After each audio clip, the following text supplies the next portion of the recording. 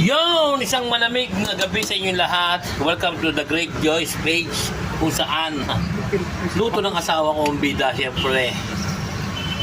Iyan ang masarap sa malamig na panahon. Our dinner for today is lugaw. Yan, lugaw with egg. With pork. Yan.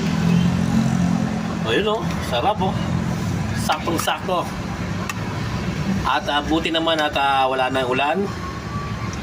At okay na yung panahon. Salamat naman. At syempre, after malamig na panahon, kain po tayo ng pampainit at saktong-sakto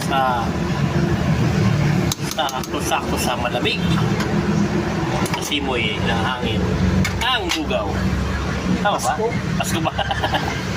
Yan. Don't forget to like, please. Like and follow